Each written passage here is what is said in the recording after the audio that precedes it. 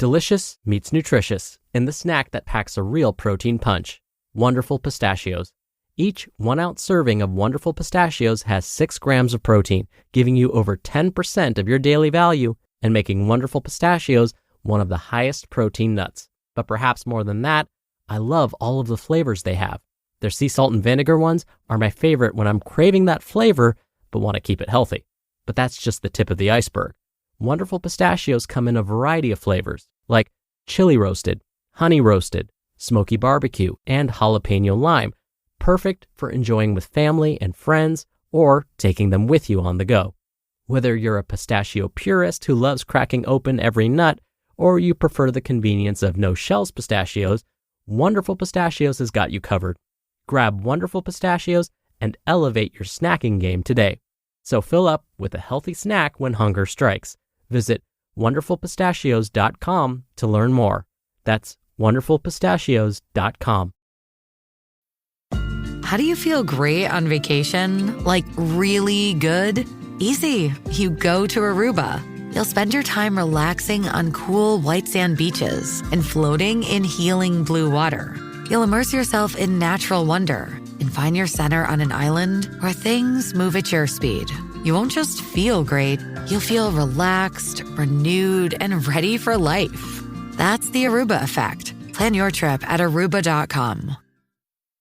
This is Optimal Health Daily, episode 2544.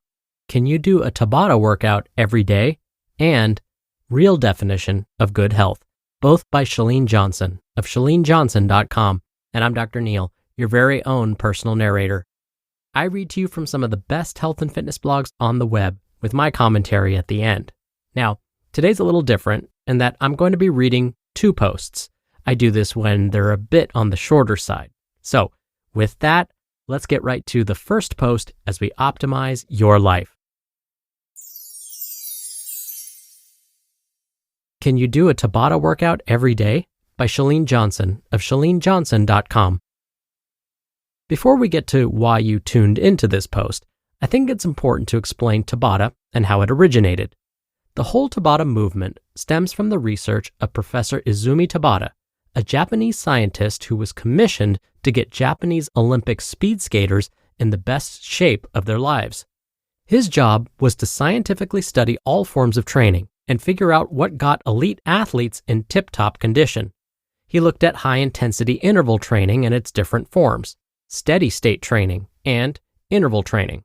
Long story short, this is how the Tabata system was developed. What the good professor found was that there was a 0% increase in overall fitness when he trained these elite athletes using steady-state aerobic conditioning, basically sustaining your heart rate at a steady, consistent, around 50% of maximum heart rate. However, he noted an incredible increase in their overall fitness, both aerobically and anaerobically, when they trained at high intervals, meaning at max capacity. He then started playing with different intervals, curious about what would possibly bring the best results.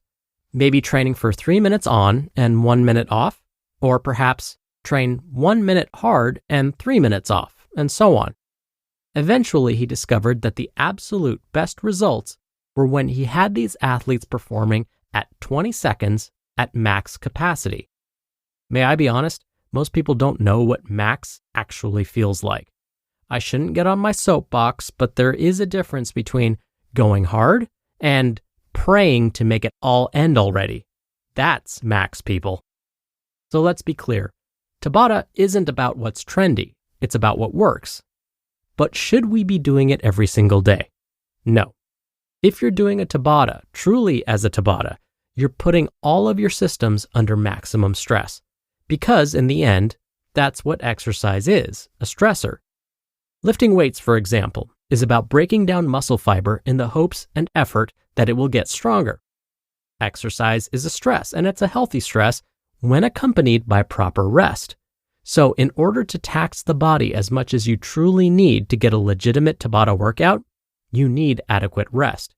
And as we know, adequate rest is anywhere from 24 to 48 hours. So how often should you be doing Tabata? Ideally, for you to get optimal results, you should not be doing Tabata more than 2, maybe 3 times a week. Again, as long as you have a sufficient rest period in between. Could somebody do a Tabata every other day? Yes, if your body fully recovered and you're smart enough to know the difference. Real Definition of Good Health by Chalene Johnson of ChaleneJohnson.com. The World Health Organization states that, quote, health is a state of complete physical, mental, and social well-being, not merely the absence of disease, end quote. So if you think about it, modern life is hard on all these aspects of your health, including gut health. The entire digestive tract is affected by emotional stress, the foods you eat, food intolerances, medication, irritants, toxins, antibiotics, disturbances in your sleep, past emotional traumas, your spirituality, your ability to relax, your beliefs, and your biomes. Hence, it's not just food or exercise that impacts your health. Everything you do, eat, and think has an effect on your total state of wellness because they're all integrated. This might be why you often hear the term integrative health today. Let's talk about the areas that most integrative health experts agree have the greatest impact on your overall health.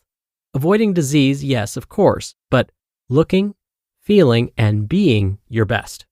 Here they are: nutrition, exercise, emotions, sleep, relationships, social connections, community, spirituality, meditation and restoration, and exposure to toxins. Allow me to simplify this.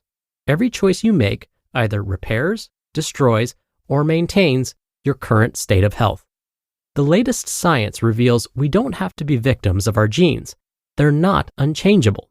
Just because your mom or dad didn't age as well as you'd like to doesn't mean that is your fate. The fact is we've got more control over our health and wellness and our lifespans than ever before.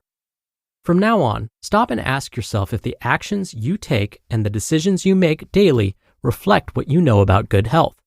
I'm guessing not so much. So, it's time for you to take action. Get out a pen and a piece of paper. This needs to be in your own handwriting because of the neurological effect it will have. Take time to do this as it's very important. And then, write down the following numbers with their corresponding words. 1. Nutrition. 2. Exercise. 3. Emotion or past traumas. 4. Sleep. 5. Relationships. 6. Social connections and community. 7. Spirituality, meditation and restoration. And 8. Exposure to toxins. Now, looking at your list, focus on 2 areas. I trust you're already focusing on nutrition and hopefully on exercise too. But if you're not, one of the first areas you need to laser in on is exercise. Pick these 2 main areas right now. Highlight them. Put an asterisk next to the number, whatever works for you. And today, you'll commit to learning more about these particular areas. You just listened to the posts titled, "Can You Do a Tabata Workout Every Day?" and "Real Definition of Good Health," both by Chalene Johnson of ChaleneJohnson.com, and I'll be right back with my commentary. Dr. Neal here for my commentary. In her second post, Chalene quoted the World Health Organization's definition of the word health. Remember, health was defined as, quote, a state of complete physical, mental, and social well-being, not merely the absence of disease, end quote. So, if someone doesn't have complete physical, mental, and social well-being, then they should just give up on being healthy, right? Because then we wouldn't meet the definition of health. Wrong. Come on, you knew that. It's rare for someone to have perfect well-being in all of those areas. That's why there's another word that relates to health, but adds a shining glimmer of hope at the same time. That word is wellness. Wellness is all about making the best with what you have. So let's say we're not in a state of complete physical, mental, and social well-being. Welcome to the club of human beings. Wellness is all about asking, okay, so you're not perfect. What are you doing to improve your physical, mental, and social well-being? What behaviors, like exercise, eating nutritious foods, sleeping well, and so on, are you following to create the best version of yourself? So, while we may not all be in a state of perfect health, we can all achieve wellness. All right, that'll do it for the Monday episode. I hope you have a great start to your week, and I'll be back here tomorrow as usual, where your optimal life awaits.